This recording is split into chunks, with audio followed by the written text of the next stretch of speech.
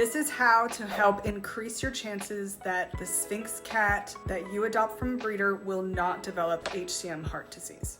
If you're currently considering adopting a Sphynx kitten, hopefully you've taken the time to become aware of one of the main health conditions that is prevalent in the breed, HCM, or hypertrophic cardiomyopathy.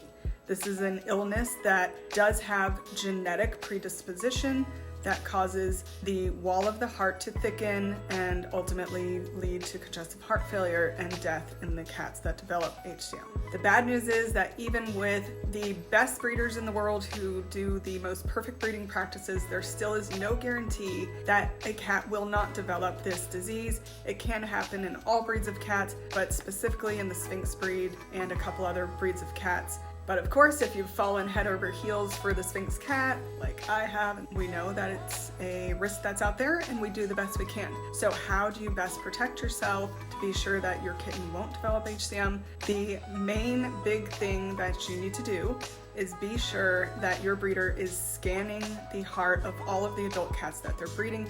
This is an echocardiogram, an ultrasound essentially of the heart that's done at a veterinary cardiologist specialist.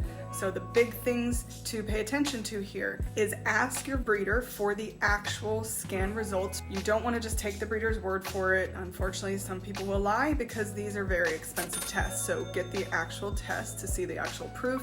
And the other huge thing is make sure they are using a veterinary cardiologist specialist. Not just a normal veterinarian can perform this test accurately, take the measurements correctly of the heart to determine if the condition is there or not. One other important thing to note, for the last few years there was a genetic test, a saliva DNA test that was thought to be determinable if a kitten would develop later HCM. Unfortunately, however, in the last couple of years, that test has been proven to be not effective, and so DNA testing is not actually critical to rule out your kitten developing HCM in the future.